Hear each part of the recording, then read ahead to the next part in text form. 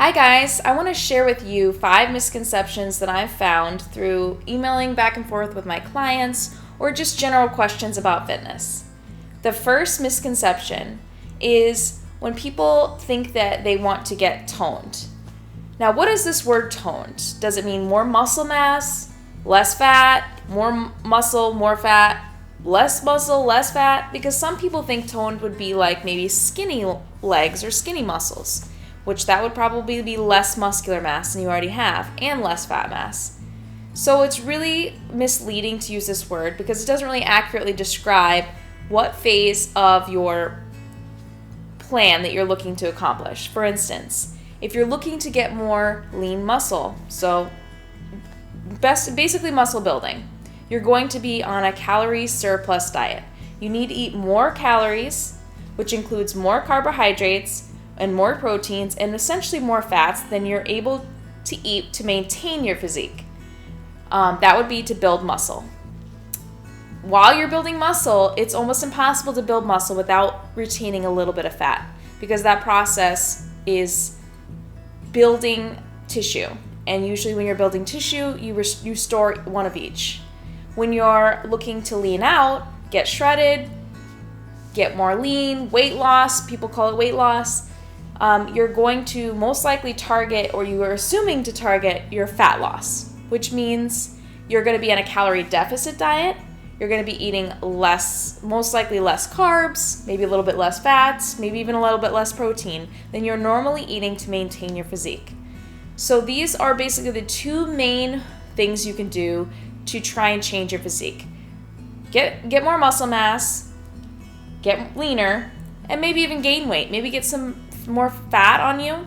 So these are different ways to have a different body composition, but these are the main strategies. You cannot simply be building muscle and losing fat at the same exact time. They're two different states of being. One is a catabolic process and one is, a different process. Another misconception in line with the toning is that you could spot target fat loss. You cannot actually target where you lose fat. It's unfortunate, I know, it's a very sad thing, but you cannot say, I just want to lose the fat off my thighs, but I want to keep the fat on my butt. Or I just want to lose the fat off my stomach, but I want to keep the fat on my legs and my butt. It doesn't work that way. Genetically, you're predisposed to lose fat where you're going to lose it, gain it where you're going to gain it, and it's not much you can really do about where that fat loss occurs first.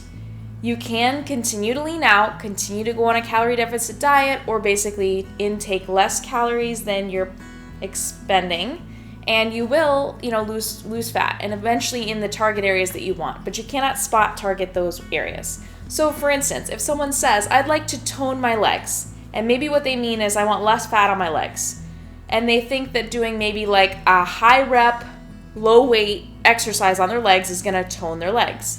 Well, it depends on how you're eating and how you're training. If you're eating the same amount of calories, you're most likely not going to change your body composition, maybe not even your weight at all, because if you're eating just as many calories as you're expending, not much change there. If you're looking to actually, when you say tone, gain muscle in the legs by doing a high rep, low weight workout, you can actually build muscle there if you're eating more calories. So it's really all dependent on how you're eating and training. Both things are essential, not just what you train or how you train, but how you eat. If you're eating less calories, you're going to burn it. And you're going to burn it wherever your body chooses to burn it. You cannot target where it's burnt. Okay? So that essentially talks about toning. The next misconception is, Lauren, I really want to build my booty, but I want to get my waist nice and trim too. I hear this a lot. Women, what do they want? They want a nice hourglass shape. They want a big booty, a little waist. Okay, I get it. I totally agree and I totally understand. However, unfortunately for us women, we cannot achieve both at the same time unless you have miraculous genetics in which you already have a tiny waist and you lose fat in the right places, you lose it off your waist, and you keep it on your butt and your legs. But if you're trying to lose weight, you'll lose fat where you're going to lose fat. And if you're trying to gain muscle, you're only going to be able to gain muscle. You're not going to be able to lose fat at the same time. You can try and keep a lean bodybuilding physique, so you can be with a surplus of calories, but moderately above your intake. build the muscle, get the muscle mass gains over the course of 8 to 12 weeks, whatever it is you want, and then eventually go to a leaning out phase where you're going to decrease your carbs a little bit, maybe even your fats, bring down the calories, and you'll slowly see the fat loss come off. However, when you're losing fat, you're probably going to lose a little bit of muscle. You just need to understand the process. It's breaking down tissue, it's breaking down energy, and your body wants to get energy from multiple sources. So sometimes it will break down a little bit of muscle, depending on how much exertion you were doing, maybe how low your calories are, it can happen. So just be aware, when you're building muscle, you can gain fat, and when you're losing fat, you can lose a little bit of muscle. So that explains that a little bit. So what do? You want to get a big butt, and you want to get a small waist. Well, you could take one phase at a time. Maybe you're a little overweight and you're looking to lean out first. Okay, maybe you need to start with like an 8 to 12 week plan to try and lean out, lose fat, and then from there, after you finish and you get the amazing results and maybe even a little abs are starting to show, you can go to your muscle building phase. It's a completely different phase. So first you're on a calorie deficit diet to lean out. Now you're going to go to a calorie surplus diet. So you're going to be eating lots of food, lots of carbs, lots of protein, and you'll be able to build muscle. What is a butt? What are legs? They're muscle. There's some fat on it, yes. And for those of us that are genetically blessed, maybe we have the right portion of each. But if you really want to gain it and you want to build it, it's muscle. So that's what you do. You start with the leaning out process and then you build, or you can build muscle first and then go to leaning out process. But those two things don't happen simultaneously. And anyone that tells you that they do, they're either a little bit confused or they're hiding something. They don't happen at the same time. It is almost impossible to stay 100% lean and gain muscle at the same time. But there are ways to keep on lean mass or try to put on some lean mass. It's just going to be a little more strict on your diet. I hope that clears that up. The next misconception I'd like to address is that if you lift heavy weights or weights in general, as a female, you'll get extremely bulky. Well, guys, I've been lifting for 2.5 years, and I wouldn't say that my muscles are crazy. I mean, I have muscle mass. I love my muscles, but in order to put on very bulky, manly type muscles, you're going to need more than just a diet. I'm talking performance-enhancing drugs, things that are going to generate more exogenous hormones than women naturally make themselves. Women do not produce a lot of testosterone. Women do not produce a lot of the hormones needed to make a very bulky, manly physique. So actually, you can look at, depending on what your body goals are, it could be a very good thing that you can actually lift extremely heavy, especially if you're eating a lot. If you're eating a lot of food to gain muscle, you'll have a lot of energy, you'll be stronger, you can lift heavier, and you don't have to worry so much about getting bulky. It really depends on your body goals, and it actually takes time. So the best goal for you, each individual person, is to track your progress weekly with picture check-ins with a coach, measurements, however you like to track your progress, but keep a log of pictures, of measurements, so that you can slowly see the changes in your body, because they do not happen overnight. Building muscle doesn't happen overnight, losing weight doesn't happen overnight. Slowly track your progress and see, okay, I'm getting to where I want, or maybe I'm already at my max, or I'm at my maintenance, and I'm just going to maintain from here. You can do that. You cannot build a Miss Olympia physique overnight. It does not happen. I don't care how heavy you lift, I don't care how many times a week you're working out, or how much you're eating. That does not happen overnight. It takes years, and sometimes it takes more than just eating and training, if you know what I mean. So, since I'm natural, and since I lift heavy, I love to lift, I love to eat, but I go on and off different phases of my diet. So for instance, right now, I'm more in a maintenance of my lean physique. So I'm not at my leanest, I'm not at my contest prep, but I'm at a lean physique. So maybe like 15 to 17% body fat. On good days, you see my abs showing nicely. I'm happy with that right now. So I'm eating for that. I'm not eating to grow. So if I'm not eating to grow, my muscle mass is not going to increase by much, no matter how much I lift. It's just simple math. That's how it works. Simple math, simple science. So if I want to build muscle, maybe I want to get bigger legs, bigger butt, bigger anything, I have to eat to grow that mass. I have to be able to sustain feeding those muscles and repairing the muscles and actually helping them grow. So on my contest prep, when I do contest prep, I'm eating, 2,200 calories a day, 220 grams of carbs, maybe like 190 grams of protein, maybe like 66 grams of fat. I'm eating a lot of food. And during that process, I will gain muscle and I'll gain a little bit of fat. I can't quite gain at a very lean physique. So that's just how I am. I have to go through that bulking phase. And then once I want to get lean, my calories start to come down, my carbs come down, maybe my fats come down, and I'm at a much lower calorie intake, maybe like 1,500, 1,400, depending on where I am in that deficit. So ladies, do not be afraid of the weights. Do not be afraid to lift. You're not going to get crazy muscular, not crazy bulky unless you want to, but unless you're training year after year, training hard, eating a ton, it really actually takes women a lot to gain muscle. So it could be a good thing, could be a bad thing. If you love muscles, maybe you're like, oh my God, I just want muscles now. Just know, lift heavy if you want, that's fine. You're not going to get crazy bulky. Also, there's a slight misconception about the high rep, low weight or low rep, high weight. Both of these methods can help build muscle. Both of them. I feel like some people are under the impression, oh, if I just do high rep, low weight, I'll just be toning my body. Like I said before, toning is a very confusing word. It doesn't really help solve anything. Do you want to lose fat? Do you want to gain muscle? Do you want to just lose fat? Or do you want to just gain muscle? These are things you need to let your coach know, and these are things you need to research yourself and find out what you want. Maybe you want both. Then you'll need to go through both phases of the dieting and training. Next question I have from people often is, how do you cheat? Why do you cheat? How often do you cheat? And what are your cheat meals?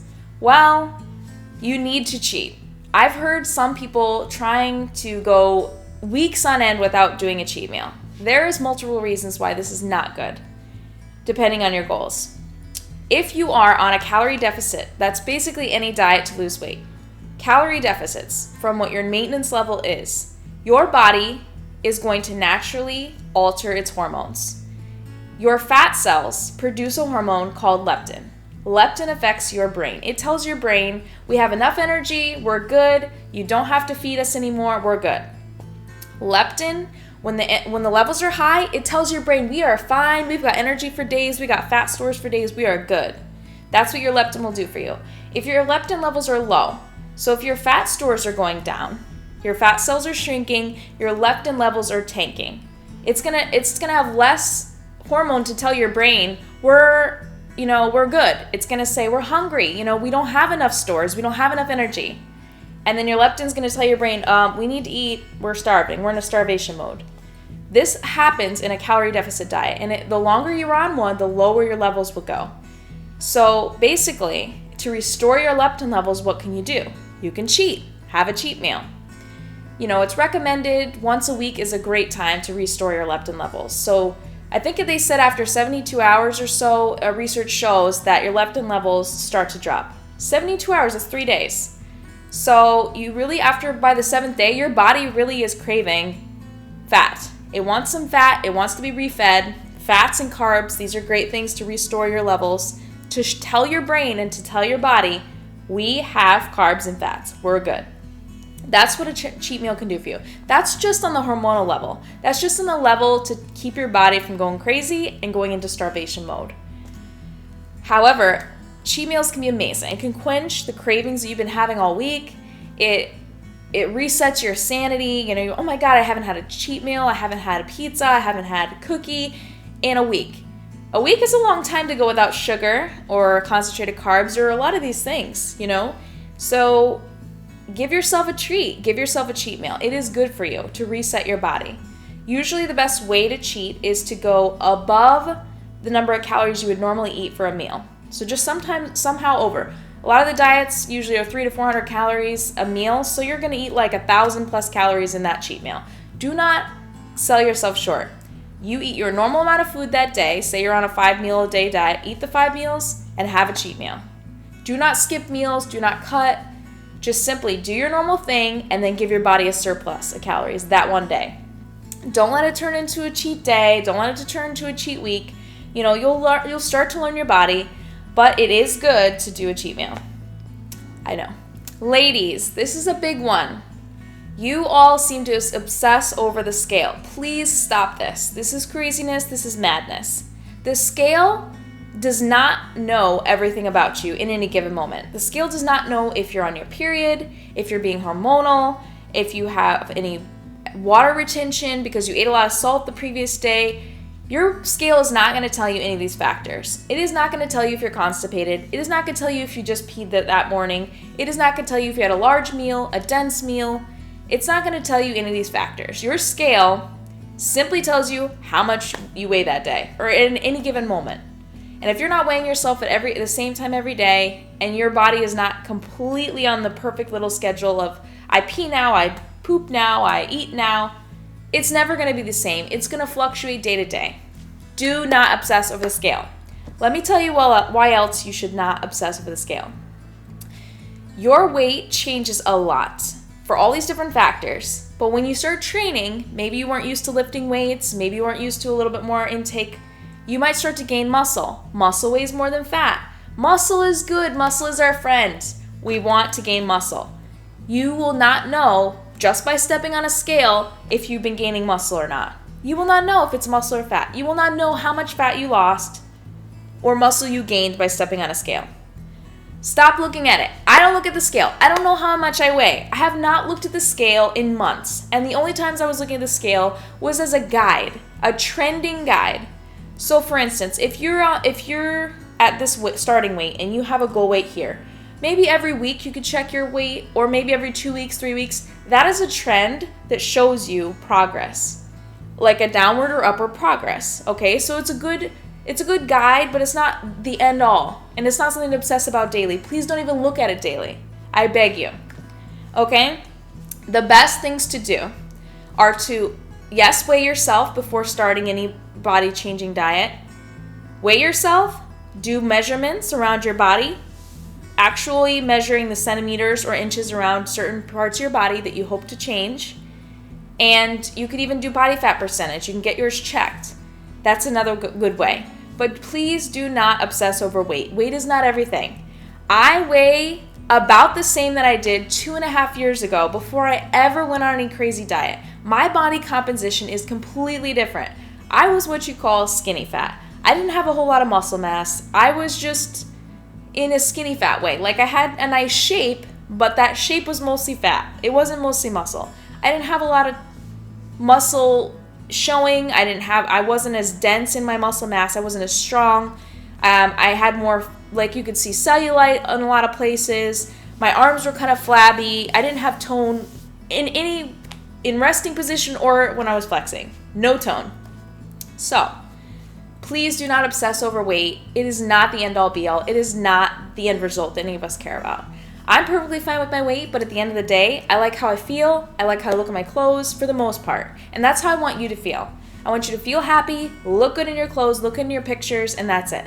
Who cares about the numbers? Nobody freaking cares. We're all different heights. We're all different, body widths and everything. And at the end of the day, as long as we feel good, we're happy. That's us women. That's it. If your clothes look good on you, you're happy. If your pictures look good, you're happy. So, women, please don't obsess with the scale anymore. I beg you. You don't have to. Free yourself of this one thing in life. Take pictures, and I think the best way to take pictures is once a week. You really start to see minimal changes or exaggerated changes over the course of weeks, not days. So, give me a favor, do that. Don't obsess with the scale anymore. Don't obsess over, losing weight and gaining muscle at the same time. Those things aren't going to happen. And I hope if you gained anything from this, let me know. If you have any further questions, guys, please feel free to let me know. This is my first YouTube video. I hope I did well. I had some really good ideas and topics that I thought I would bring to you. I know some of these are very general topics that a lot of people in fitness already understand. I understand that, but I get questions every day. I get people emailing me every day with these same questions, so I felt like it was a good topic to bring up. And so I hope I answered your questions. If you have anything else, please feel free to comment below. Let me know what you think. Let me know what you feel. You can email me. I'll put my email here as well. Be sure to subscribe to my videos. Check out my YouTube videos. I'll be starting to put them out a lot more frequently now. I'm going to do more educational stuff, but I'll also do instructional things. I'm going to be putting up a whole bunch of instructional videos on my website as well if you're looking for workouts and such. So let me know, guys. Thank you so much. Bye.